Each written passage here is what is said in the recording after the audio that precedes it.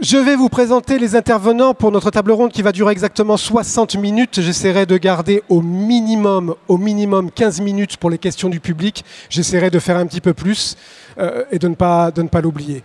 Avec nous, dans l'ordre d'apparition, le premier à ma gauche, Louis Delannoy, qui est économiste, on peut dire. Vous travaillez au Stockholm Resilience Center. Vous avez travaillé à l'INRA de Grenoble et votre spécialité, Louis, ce sont, on va dire, une de vos spécialités, les crises sociétales. Oui, exactement, c'est ça. Toutes les crises. Toutes les crises, mais là, on va faire. Bon, le commerce va peut-être déboucher sur des crises bien différentes. Ensuite, à la gauche de Louis, donc, nous avons Monsieur Xavier Dolot, qui lui est multicarte. Il a écrit des livres sous le nom de Thomas Géa. Malheureusement, dans ces livres que j'ai lus, le commerce n'est pas très présent, on peut dire. Donc, je ne pense pas qu'on aborde l'œuvre de Thomas Géa ce soir. Par contre, plusieurs cordes à votre arc, je disais. Vous avez été libraire à l'Astrolabe. Quelque chose qui a à voir avec le commerce, et peut-être le commerce local, on y viendra. Vous êtes éditeur chez Argile et vous avez écrit un ouvrage qui est absolument indispensable, qui s'appelle « L'histoire de la science-fiction en bande dessinée » avec Djibril Morissette Fan au dessin. Vous, Xavier, vous êtes scénariste. S'il reste des exemplaires à la librairie, si vous vous intéressez à la science-fiction, précipitez-vous sur cet ouvrage. Vous n'y connaissez rien, vous allez avoir des pistes pour entrer dans la science-fiction. Vous y connaissez quelque chose, vous allez apprendre des choses que vous ne saviez pas. Alors, petit spoiler, il n'y en a plus. C'est pas vrai. Non, il n'y en a pas. Mais en revanche, il y a une édition augmentée qui sort la semaine prochaine en librairie. Ah oui, voilà. d'où qu'il n'y en ait pas forcément, oui, d'accord. Le timing n'était pas très bon. Non. Commercialement, c'est pas... on n'est pas... Bon, c'est pas. Et ensuite, je vous le présente quand même, et vous le connaissez sûrement déjà, Monsieur John Scalzi, qui a eu plusieurs prix, qui a déjà une œuvre devant lui. C'est la star de la table ce soir. Vous pouvez vous précipiter sur ces livres si vous ne l'avez pas lu. Vous le ferez peut-être après cette rencontre. Voilà, il y a des fans parmi les gens sur cette table. N'hésitez pas donc. Et je voudrais commencer maintenant. Les présentations sont rapidement faites parce que vous pourrez aller voir sur Internet tout ça. Vous pourrez ensuite aller les voir. Ils sont dans les utopiales. Hein. Vous pouvez les croiser au bar, j'imagine, la plupart du temps, ou en dédicace. On fait aussi autre chose, hein. Je te rassure, oui. On n'est pas qu'au bar. Pas qu'au bar, oui, parce que j'ai du coin de l'œil, j'ai plusieurs fois... Enfin, bon, Speak for yourself. Mais vous y étiez aussi. J'aimerais d'abord qu'on commence par une question assez générale, et c'est vers vous, Louis, que je vais me tourner. J'aimerais savoir de quoi on va parler exactement, et j'aimerais savoir plus précisément, à l'heure actuelle, sur quoi repose le commerce. Donc le commerce actuel, qu'est-ce que c'est ? Eh ben, une petite quantité d'adjectifs. Le commerce actuel, il est agressif. Il ne se fait pas la main dans la main et au gré, on va dire, d'accords sans casse sociale ou sans casse écologique. Il est extractif. Il repose sur l'extraction donc de combustibles fossiles ou de matériaux. Il est interconnecté. Bien évidemment, il est sans empathie pour le vivant et globalement, il est assez naïf, le commerce actuellement. Il y a quand même un petit souci dans tout ça, c'est qu'il fait face au mur de la polycrise, donc avec toutes ces crises multiples qui vont s'intensifier ou qui s'intensifient déjà et qui vont le forcer à évoluer, que ce soit de façon positive ou de façon plus négative. Est-ce que Xavier, ce qui vient d'être posé ici, vous évoque quelque chose? J'ai dit que vous étiez plus ou moins spécialiste de la science-fiction. Est-ce que ce qui vient d'être dit vous évoque quelque chose? On sait qu'on écrit de la science-fiction avec le matériau du présent. On ne peut pas faire autrement. Hein. Donc, on s'inspire du présent pour ensuite extrapoler. Est-ce que ce qui vient d'être dit vous évoque quelques livres? Oui, ça m'évoque John Scalzi, par exemple. L'exemple, il est très simple. C'est justement dans son livre avec les kaiju, voilà, où on suit justement un commercial, on va dire, quelque chose comme ça, qui bosse dans une grande entreprise type Uber. Il a plein d'idées, etc., etc. Il est persuadé qu'il est au sommet, qu'il va être au sommet tout le temps, qu'il va y rester. Et puis, d'un coup, c'est la chute.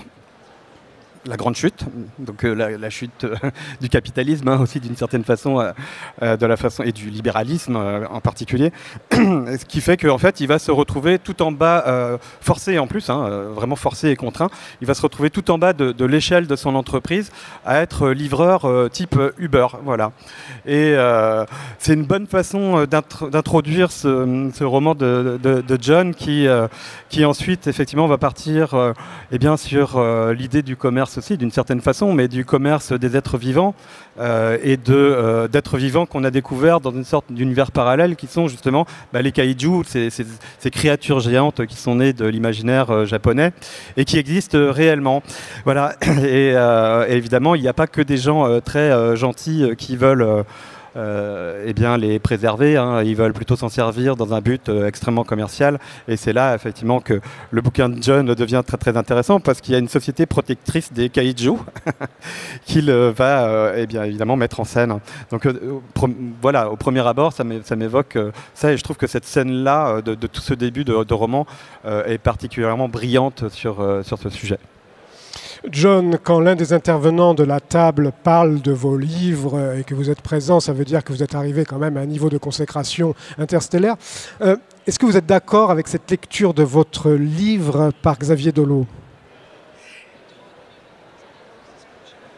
I was about to say it's only downhill from here. It's only I'm just going to go to my room and completely.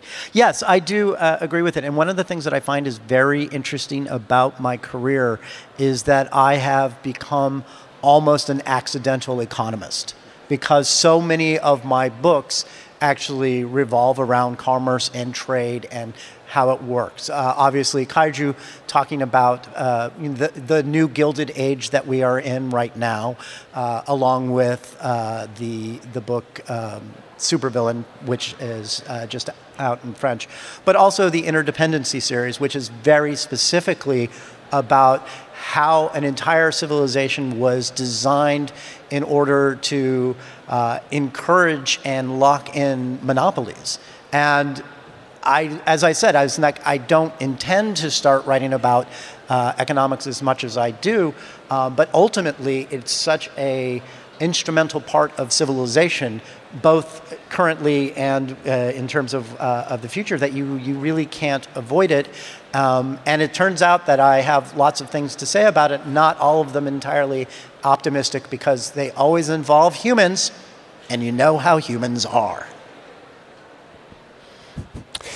Tout à fait. Sur l'interdépendance et sur votre livre, enfin on va prendre les fondements de l'Empire. Le premier, effectivement, on est dans un commerce, pour faire très très vite, où il va y avoir des monopoles, et ces monopoles-là vont faire que les planètes, les systèmes vont être interdépendants les uns des autres. On va avoir une interdépendance qui se crée. Est-ce que cette interdépendance, alors on ne va pas spoiler le livre, mais cette interdépendance repose aussi sur des flux. C'est très important, les flux bien sûr, parce que dans le commerce, le flux est extrêmement important, on en parlera peut-être. Est-ce que cette interdépendance garantit la paix? Elle a été construite pour garantir une paix entre ces divers pôles? I don't think it was specifically built to keep peace, except for the amount of, for the economic value of peace. The economic value of peace means that trade can move unimpeded, because when you have conflict, it makes it much more difficult to do the thing. There was a number of years ago a kind of a now obviously fatuous statement by I think Tom Friedman, where he said, no country that has a McDonald's has ever gone to war with each other. And welcome to the 21st century, that's no longer applies.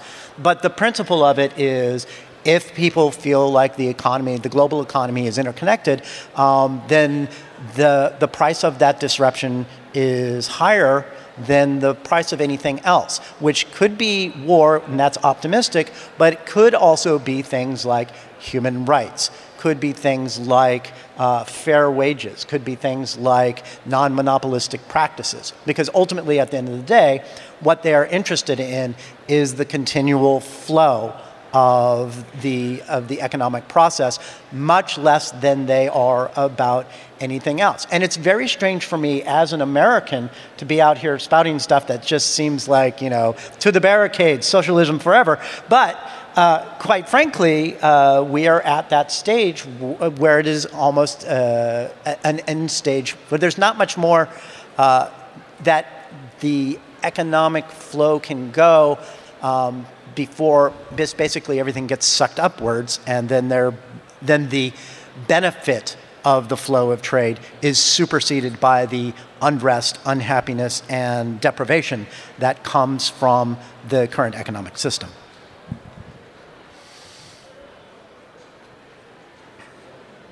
J'écoute la dame qui vous traduit. Je m'excuse, j'ai dit que c'était un monsieur qui traduisait. Là, c'est une dame qui traduit. Tout à l'heure, ce sera un monsieur, je pense, parce qu'ils vont se relayer au bout d'un moment, parce que c'est très fatigant de traduire. On pourra les applaudir tout à l'heure. J'ai une question par rapport à cette histoire. Là, on a employé, il y a plusieurs choses qui ont été abordées. Vous avez abordé plusieurs choses, John. Je vais me tourner vers Louis. Le commerce actuel,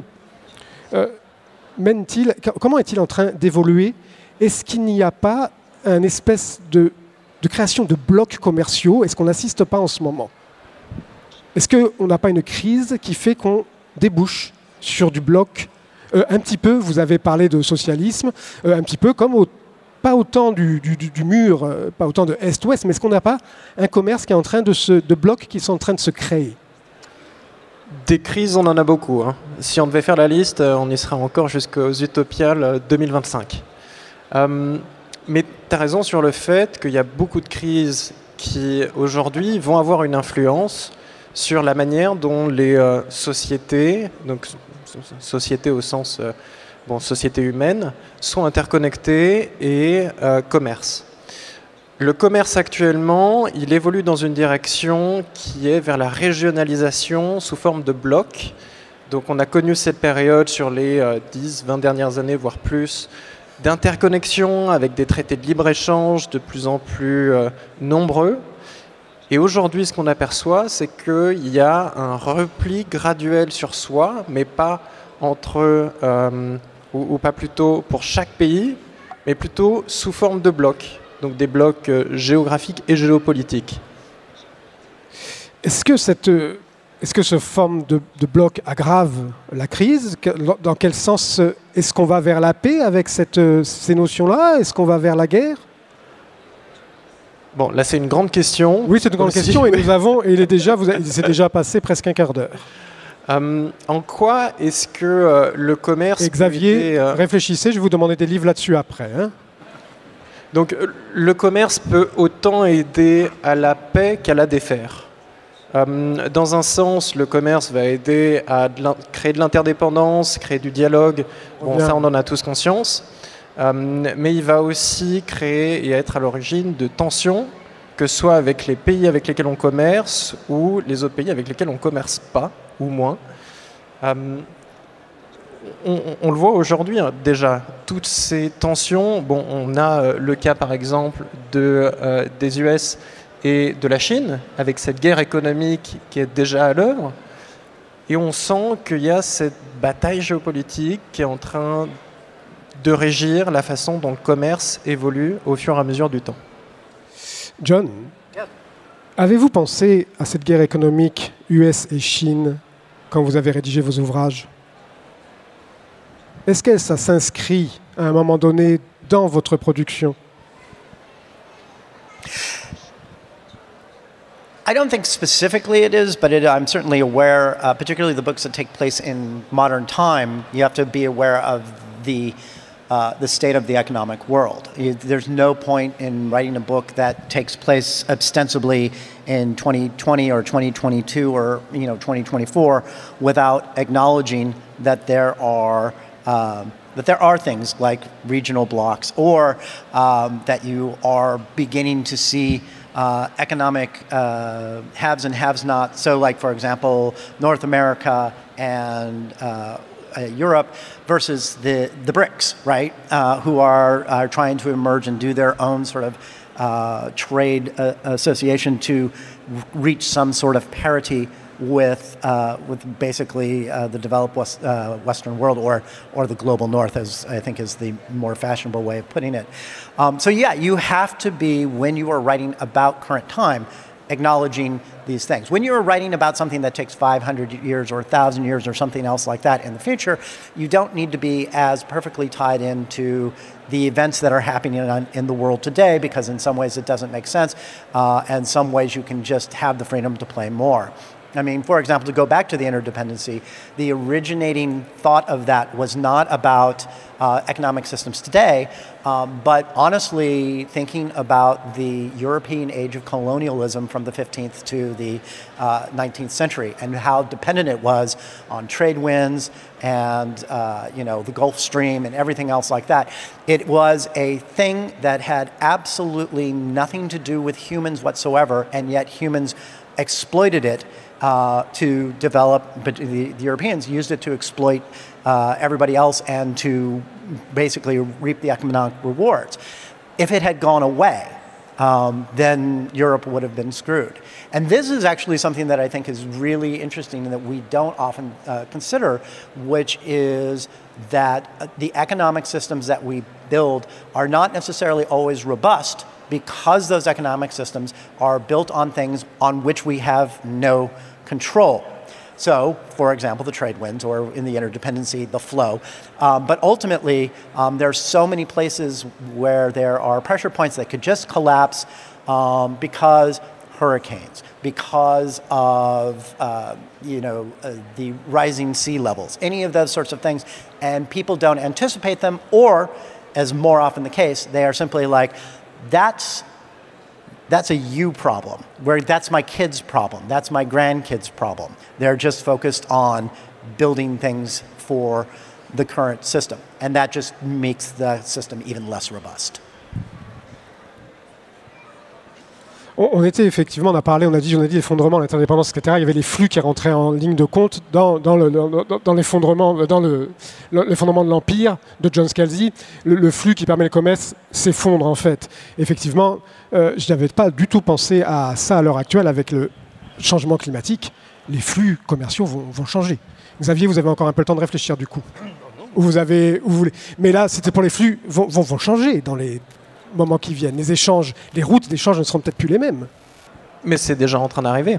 Que ce soit avec le développement des nouvelles routes commerciales, que ce soit par exemple, on va dire, en Arctique, les nouvelles routes de la soie. C'est en train d'arriver. Les flux, de toute façon, vont évoluer de manière de plus en plus importante et de plus en plus rapide. Est-ce que Xavier, par rapport au regard, parce que vous savez, on est en science-fiction, il y a le côté science, donc là on discute d'économie, mais il faut quand même le ramener de temps en temps à la fiction pour qu'on puisse décoller un petit peu et peut-être rêver un petit peu. Alors je ne sais pas si je vais faire rêver, ça c'est sûr. Après, effectivement, je ne suis pas un économiste, je n'ai aucune compétence en économie. Ce dont je suis à peu près sûr, c'est qu'effectivement, comme ça a été à peu près dit, on est dans une société post-coloniale qui refuse, en tout cas au niveau du commerce, cette disparition. On le voit bien encore maintenant avec les groupes comme ceux de Bolloré. Bon voilà, c'est évident. Moi, dans l'absolu, je préférais être, justement, alors pour rattraper un peu la SF, je préférais être le personnage de Histoire de moine et de robot de Becky Chambers, Dex, tout plaqué à un moment donné, avoir une charrette ambulante et vendre du thé presque gratuitement. Enfin voilà, c'est sympa, c'est beau, c'est une belle façon de faire du commerce aussi d'une certaine façon. C'est du commerce pour rencontrer des gens, donc il y a du sens derrière tout ça. Et si pour moi je peux revenir au niveau un niveau plus local justement, tout en conservant cette idée que les choses, y compris au niveau du commerce, peuvent devenir meilleures, eh bien moi je peux prendre l'exemple de ma propre structure entrepreneuriale qui s'appelle Argile, donc qui est une coopérative, qui est une SCIC, donc une société coopérative d'intérêt collectif.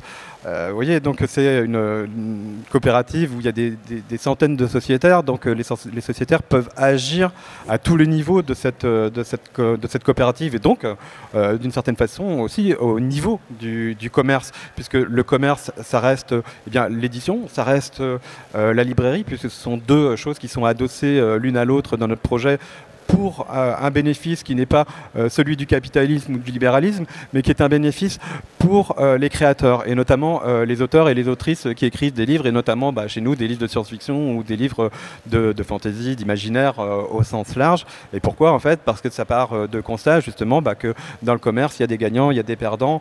Les perdants, ce sont principalement les auteurs et les autrices qui sont invisibilisés ou inconnus quelque part aussi oui, mais de ceux qui devraient les connaître, c'est-à-dire les lecteurs et les lectrices. Quelque part, on ne les met jamais en contact. Cette coopérative, en réalité, elle est là pour montrer que cet écosystème, il ne peut pas tenir économiquement non plus si les différentes parties ne se connaissent pas. Voilà. Donc avec une coopérative comme la nôtre, on essaye de mettre en contact à la fois, de relier justement les lecteurs, lectrices et bien sûr les auteurs et les autrices qui sont les créateurs et qui ont besoin qu'on comprenne leur travail et pourquoi c'est un travail et pourquoi ils ont aussi le droit de gagner de l'argent avec leur travail et de vivre avec leur travail. Donc il y a des types d'entreprises donc effectivement qui fonctionnent dans ce qu'on appelle peut-être du coup l'économie sociale et solidaire. Nous, on est vraiment dans cet esprit-là, c'est-à-dire que pour résumer très vite et très simplement, on va descendre d'un cran le degré du capitalisme en acceptant de ne pas faire simplement des bénéfices. Les bénéfices ne sont pas que des bénéfices de capitaux, ce sont des bénéfices humains aussi qu'il y a derrière. Et c'est peut-être ça justement, quand on parle de commercer en paix, c'est peut-être ça pour moi l'avenir justement du commerce, c'est de se réinventer, des nouvelles règles. On parlait de blocs tout à l'heure, mais ça peut être des blocs au niveau local aussi, pas qu'au niveau international. Et donc forcément, si on réinvente à nos échelles aussi, qui sont nos échelles humaines et personnelles, la façon dont on commerce, eh bien on se retrouvera peut-être aussi avec une littérature de SF qui, moi j'ai cherché, je cherchais les œuvres de SF où on parlait de commercer en paix. Je vous ai dit, j'ai galéré.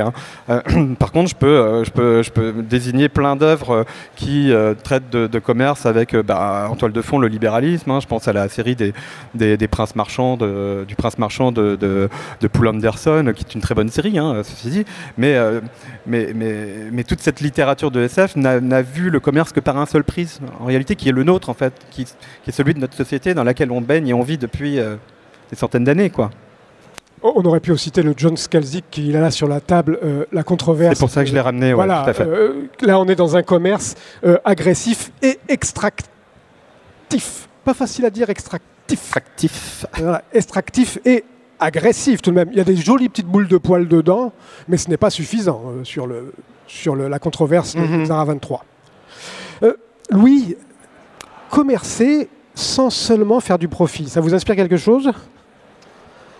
Ça m'inspire beaucoup la décroissance, si c'est là où tu voulais m'emmener. Vous allez où vous voulez, Louis. On est un petit peu comme dans un jeu de rôle, vous jouez comme vous voulez. Très bien. Oui, donc on peut penser à, on va dire, ce futur un peu utopique, décroissant, dans lequel on aurait volontairement ou pas réduit tant les flux que les stocks qui font notre mode de vie. La question du commerce dans la décroissance, ça reste quand même, et là je prends ma casquette de scientifique, quelque chose de relativement assez peu exploré aujourd'hui. Personnellement, je suis assez attiré par l'idée de la décroissance. Il y a quand même quelques points qui scientifiquement ne sont pas encore développés. La question donc des retraites, la question de la géopolitique dans la décroissance, la question des marchés financiers, de l'impératif à la croissance. Je me répète par rapport à la table ronde de ce matin, mais ça c'est un point qui me semble important. Et la question du commerce est aussi pas assez développée dans ce corpus de littérature. Notamment la question des pays du Sud qui dépendent aussi de l'export de leurs denrées vis-à-vis des pays du Nord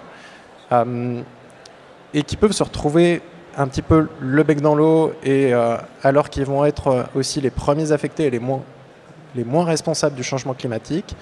Donc on se retrouve face à une situation qui est extrêmement complexe et aujourd'hui on a assez peu de réponses.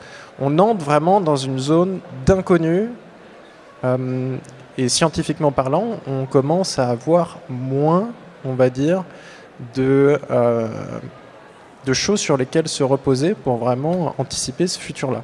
Il y a un assèchement des recherches à ce niveau-là?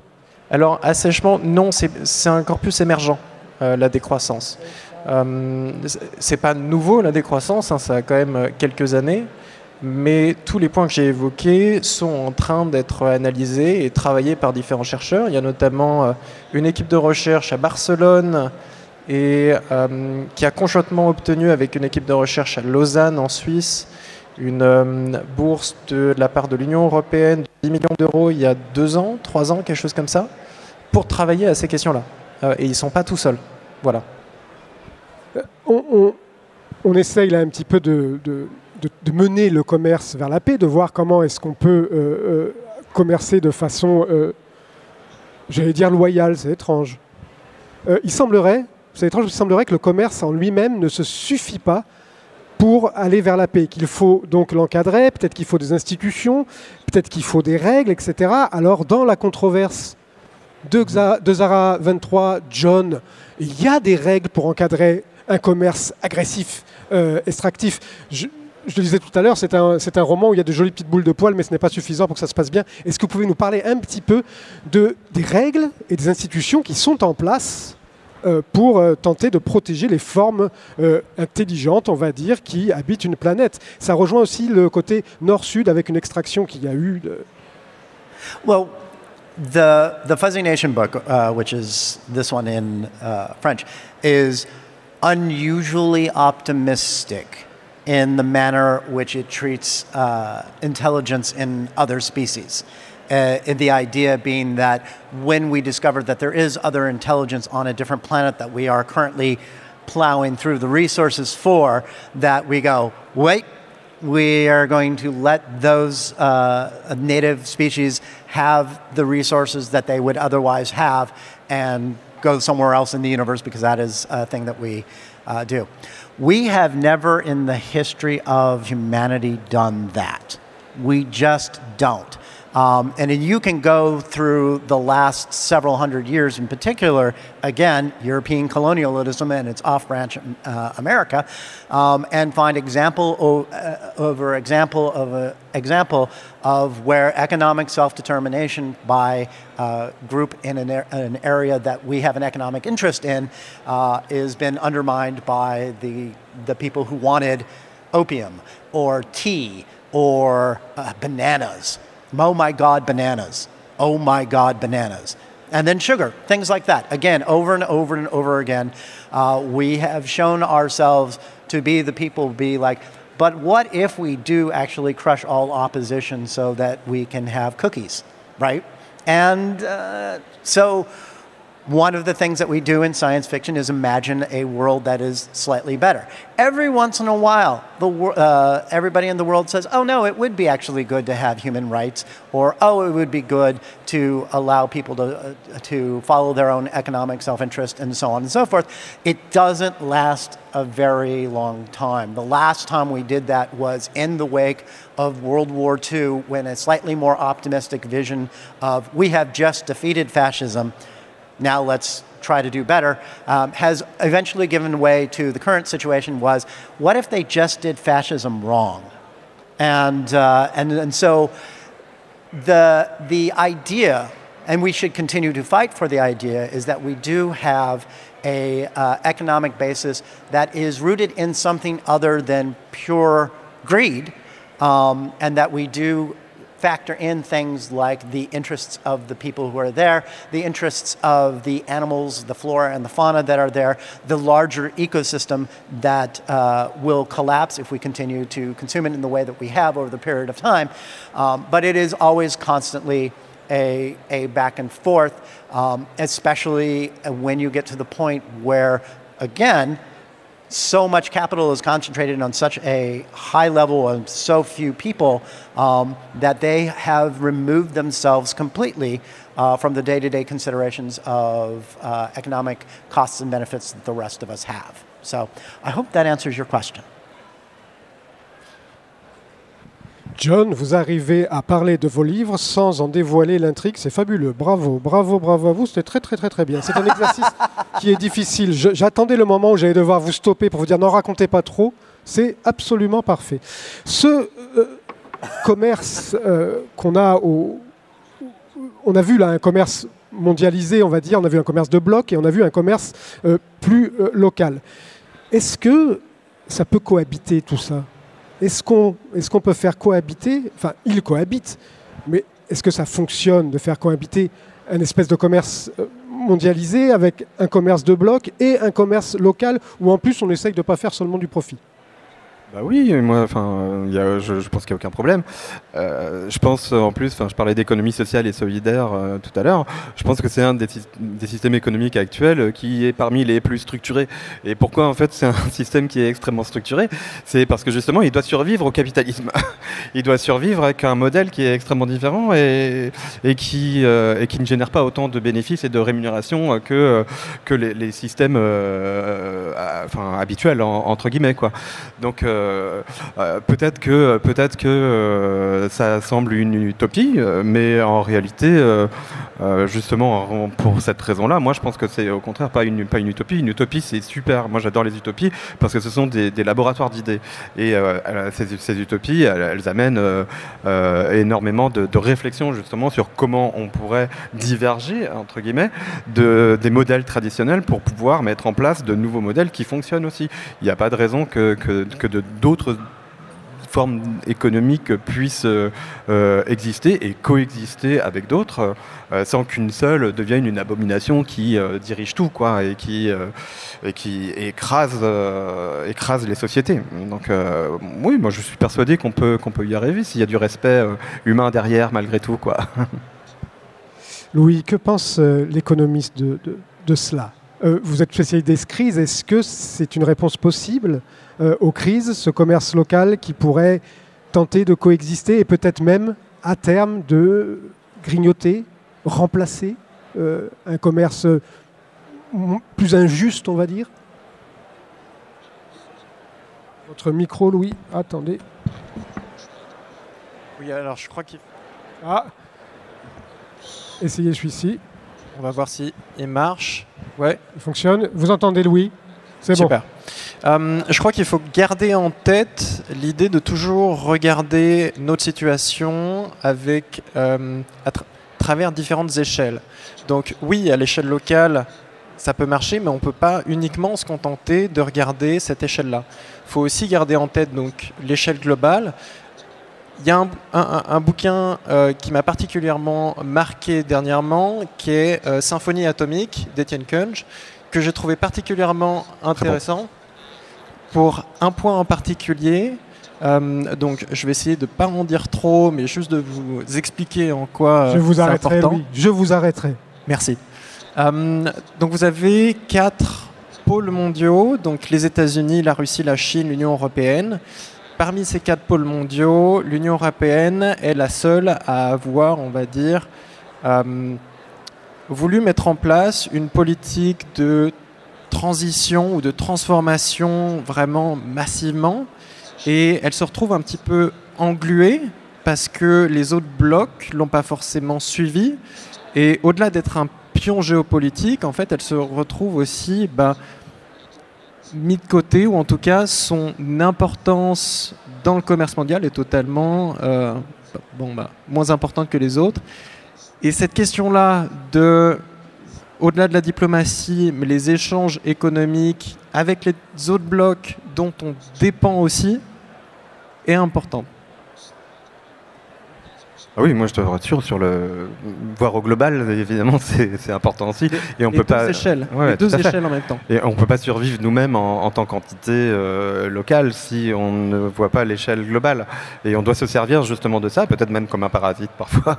Le fait avec, je pourrais parler plus de parasite que de parasite de symbiose aussi d'une certaine façon. Il y a peut-être effectivement des choses à trouver et à penser justement qui ferait que ces systèmes puissent cohabiter, en ne perdant jamais de vue effectivement que les échelles, on doit les conserver. Voilà, enfin, d'une certaine façon. Cette idée de symbiose pourrait donner une idée de roman à John, je pense. Oh, man. Well, interestingly enough, I mean, one of the things that I talk about in an upcoming book, which is called When the Moon Hits Your Eye, which is about the moon turning to cheese, as one does. Yes, I see this guy over here going, no, that seems like a weird idea. It is, sir, it is. But one of the chapters is literally a bank talking about how do we prepare for the end of the world and when does it come, right? So the idea of developing different economic scenarios for, what happens when we follow a particular path, but no one else does, and how do we actually still able to compete and mitigate against that. There is a little bit about that in real life in the United States. There's a new type of corporation, which is called a public benefit corporation, new as in the last 10, 15 years, that they are specifically incorporated. They are profit-seeking organizations sometimes, and sometimes they're nonprofit, but the whole point of it is that their primary goal is not necessarily quarterly profit and maximizing shareholder value, that they have some sort of social or other artistic sort of endeavor that it incorporates with that. And it's been really interesting as someone who follows this stuff to see how economic benefit corporations compete or don't. And a lot of the time, they eventually end up being undermined by someone saying, yes, I understand that we do exist in the public benefit, but what if we made a shit ton of money? And we see that specifically with OpenAI.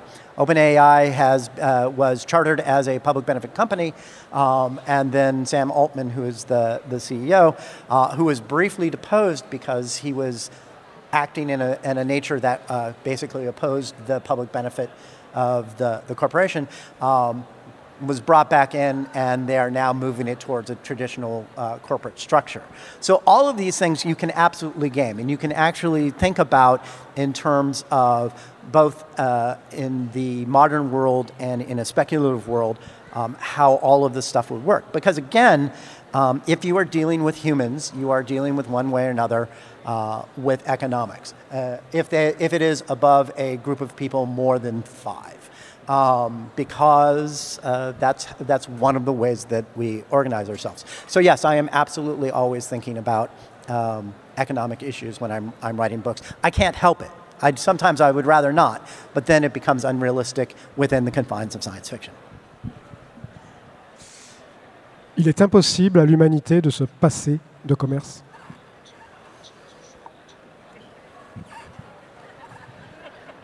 Ils ont encore 10 minutes. Yeah, Xavier, what do you think about that? I don't know. C'est une très bonne question. Enfin, je pense qu'on commerce de toute façon depuis la préhistoire. Donc l'homme a toujours commercé. Donc fondamentalement, je pense que ce soit par une économie telle qu'on la pense maintenant, ou que ce soit par le troc, ou que ce soit par d'autres systèmes, je t'échange du feu contre une biche. Enfin voilà quoi. En gros, on fait toujours du commerce, quoi qu'il en soit. Et parfois, on le fait aussi pour des raisons diverses et variées. Si tu veux que je ramène à la science-fiction, parce que ça m'arrange, je peux ramener à la science-fiction. Il y a un bouquin qui m'a extrêmement marqué, qui est un de mes préférés. C'est Des milliards de tapis de cheveux de Andreas Schesbar. Il est à la librairie, là je l'ai vu. Et c'est génial, ce bouquin, c'est un fix-up, ce qu'on appelle un fix-up. Donc c'est un recueil de nouvelles, mais qui finit par former un roman par sa cohérence, en gros. Et dans ce fix-up, on se trouve sur une planète, je crois que ça fait longtemps que je l'ai lu, qui s'appelle Gira, je crois, quelque chose comme ça. Et l'activité principale qu'on trouve sur cette planète, en fait, eh bien, ce sont des hommes qui tissent des cheveux, des tapis de cheveux avec les cheveux de leurs concubines. Et en fait, c'est le travail et le commerce de toute leur vie, finalement, parce qu'à la fin de ce cycle, entre guillemets, et quand ils auront fini leur tapis, leur vie se sera écoulée, et ils vont transmettre ce tapis à l'empereur galactique, entre guillemets, c'est pour lui, hein, voilà. Et voilà. Et donc tout le commerce, en fait, de cette planète repose justement sur pourquoi sur cette planète on tisse des tapis avec des cheveux des concubines de ces tisseurs. Voilà. La réponse est extrêmement carabinée, hein, pour ceux qui ont lu le roman, mais il faut le lire, parce que ça prouve effectivement qu'on peut faire du commerce pour tout et pour n'importe quoi. Voilà. I would also say that we need to be very careful not to arrogate economics and specifically trade to humans, because we have seen trading behavior or behavior that we would then funnel into our own understanding as trade between primates, between spiders, between insects, all of that sort of stuff. There are lots of examples of a male who will offer a package or something shiny or something to a female in order to try to mate. It doesn't always work out particularly well for them, but we've also seen examples of trading specifically in primates and so on and so forth. So one of the things that we need to talk about, or need to be at least considering when we think about trade and when we think about economics, and it is a very, very wide general rubric, is how much of that is rooted in humans and how much of that bluntly is just animalistic behavior and what it means that we have evolved trade the way that we have as opposed to the way other animals have done it. Vous avez déjà un livre que vous avez un petit peu écrit. On peut se passer de l'humanité? Pourra-t-elle se passer de commerce? Peut-elle se passer de commerce? Ou est-ce que le commerce est inhérent à l'humanité, Louis? Aujourd'hui, j'ai du mal à voir comment on peut s'en passer. Notamment alors qu'on se trouve à l'orée de la transition écologique. Je veux dire, on n'a pas d'autre choix que d'importer, tant que on ne construit pas chez nous, beaucoup de technologies qui sont, par exemple, produites en Chine, parce que ces pays ont aussi les matériaux, parce qu'ils arrivent à le produire à des coûts inférieurs. Je ne vois pas comment on peut s'en passer aujourd'hui. Surtout vis-à-vis de ce qui nous attend. Comme le nucléaire sur une autre table. Ça, c'est un autre débat. Alors, vous voyez, on a essayé de sauver le monde encore une fois. On y est plus ou moins arrivé, on y est presque arrivé. Le temps passe très vite. On va passer aux questions du public, s'il y en a. Alors, il vous suffit de lever la main. Je vois une main qui se lève là-bas. Un micro va arriver, ne vous en faites pas, monsieur.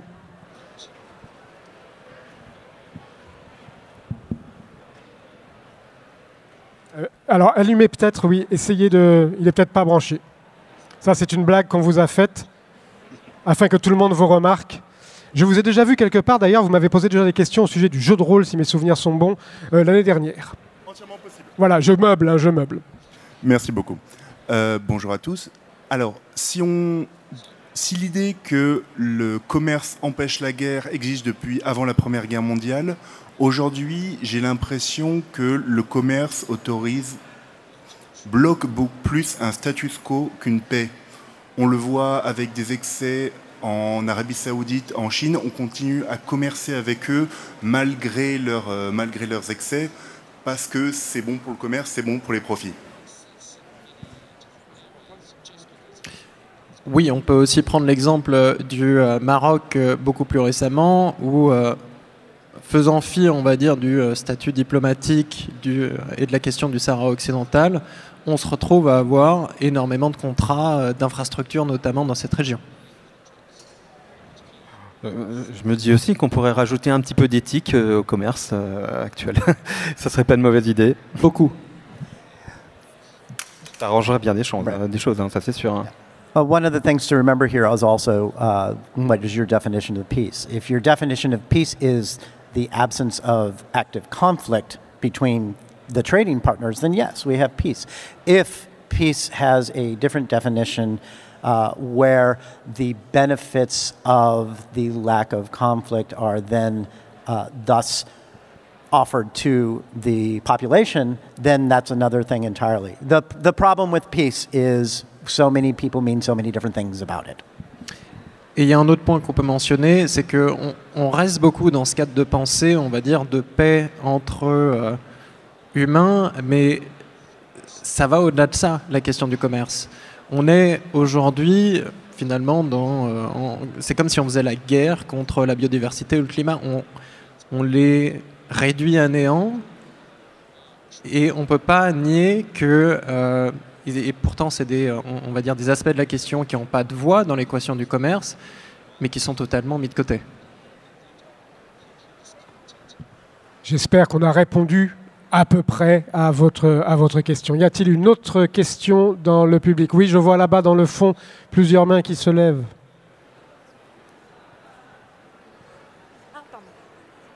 Bonjour.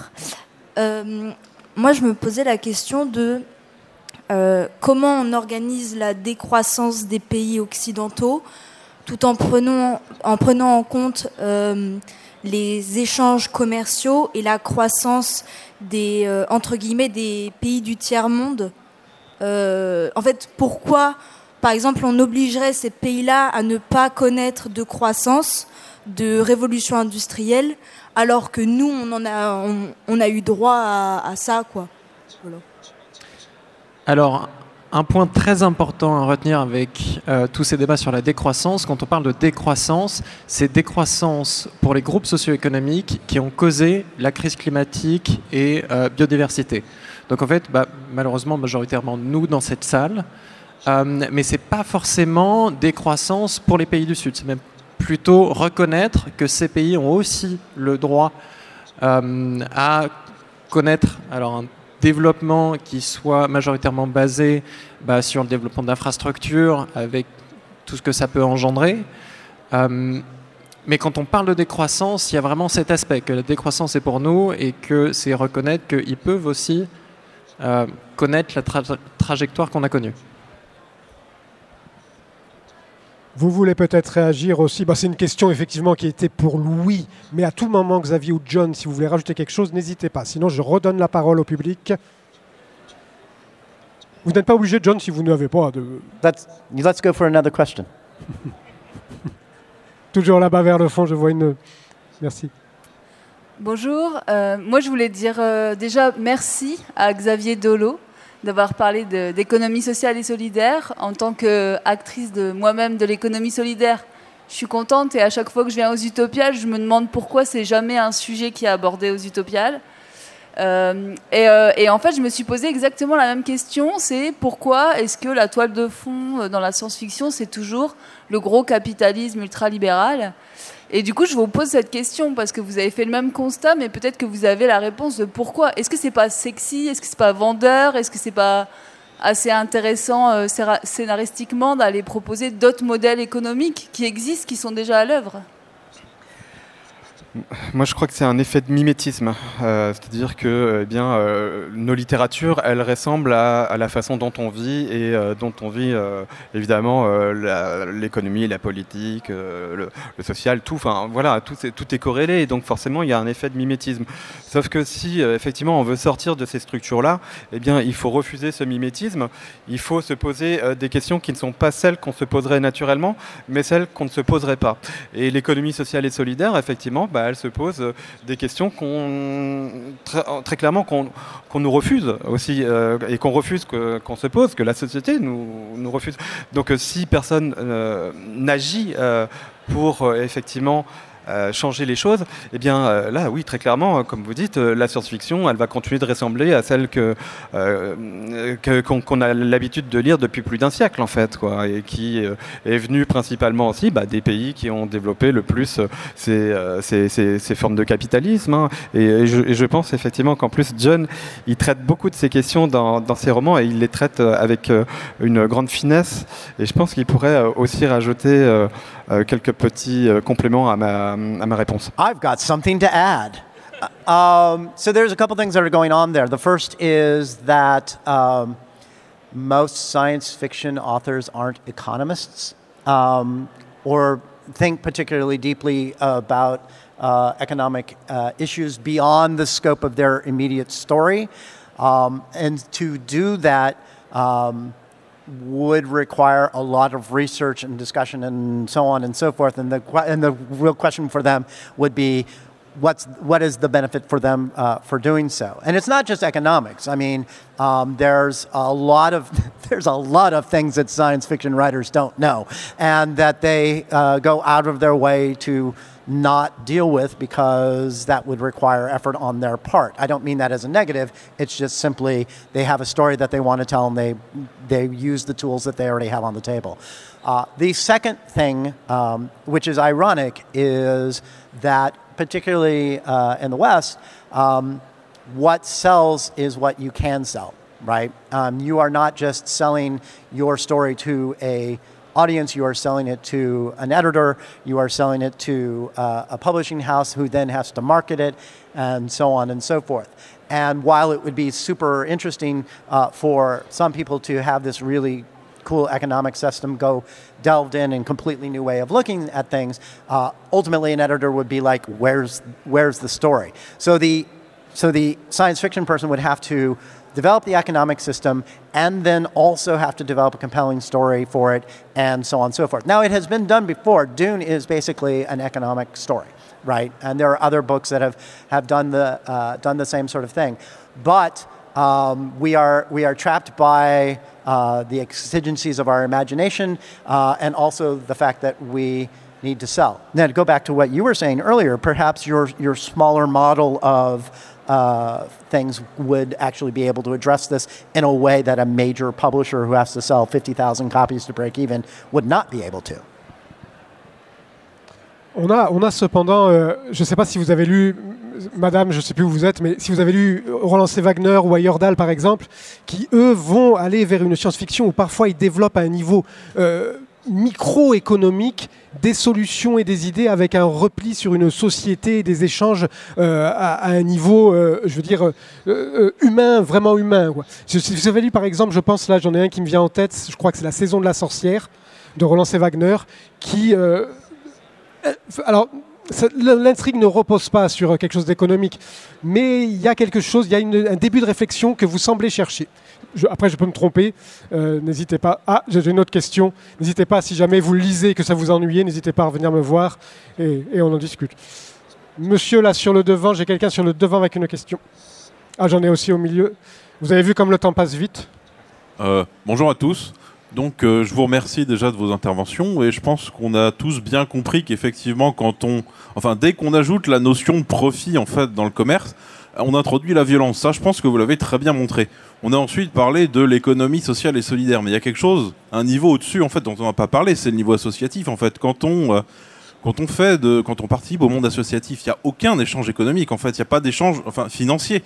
Quand on va à notre club de foot, il y a un échange effectivement de compétences, mais on laisse pas une pièce à la fin à l'entraîneur par exemple.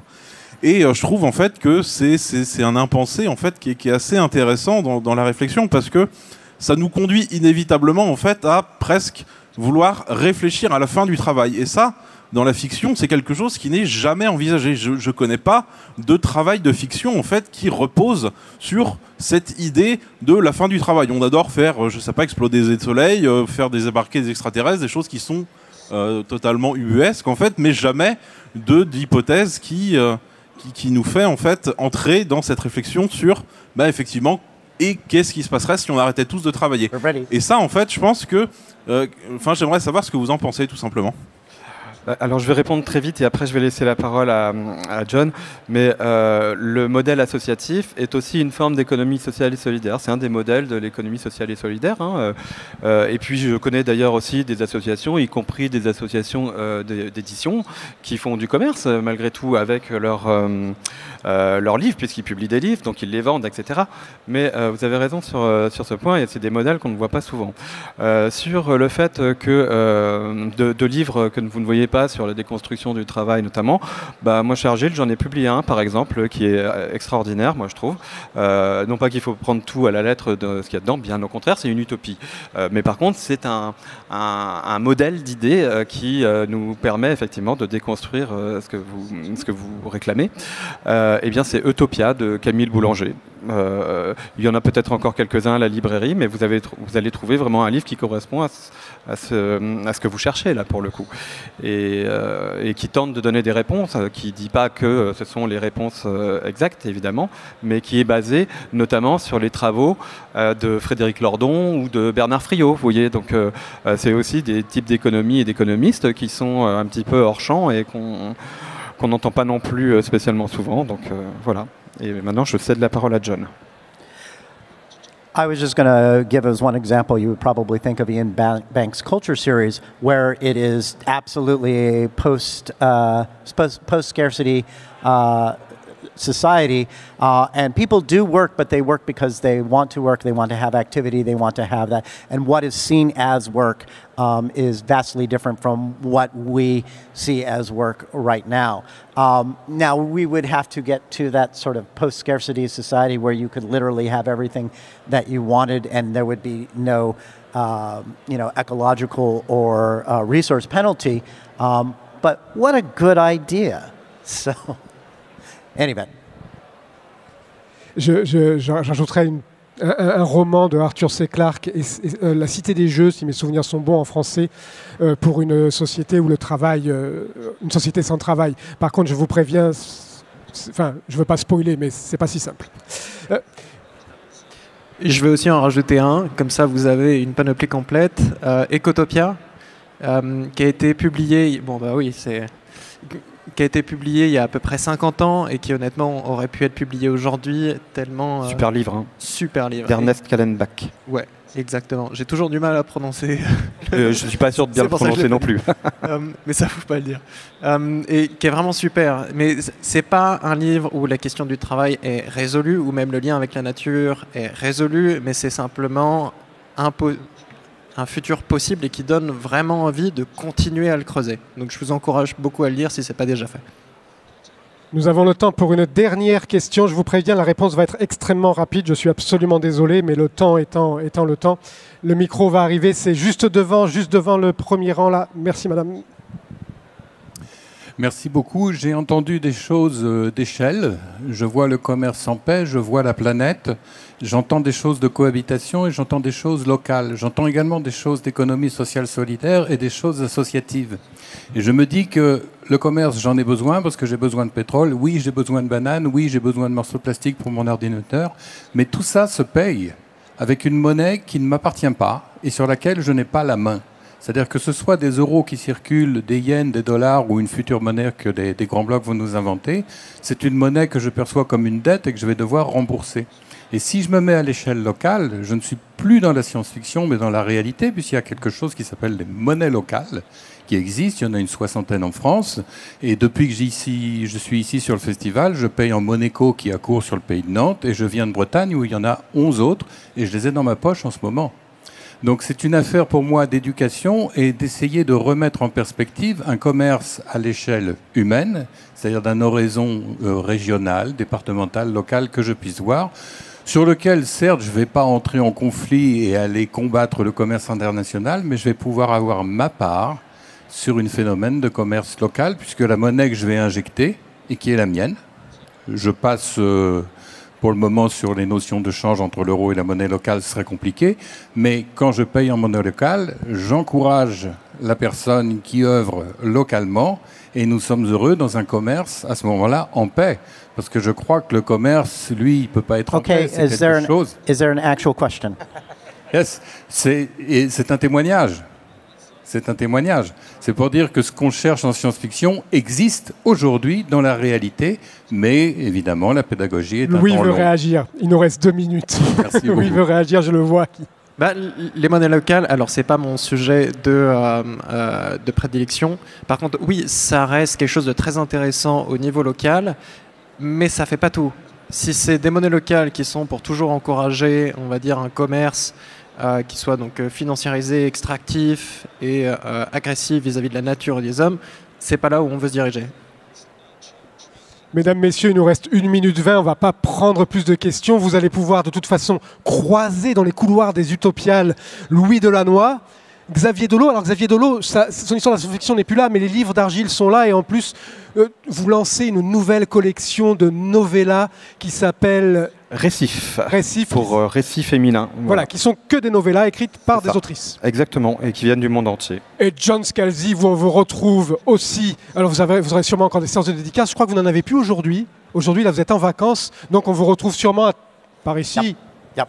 Par là. Merci à vous de nous avoir écoutés. Bonne continuation pour les Utopiales. Merci.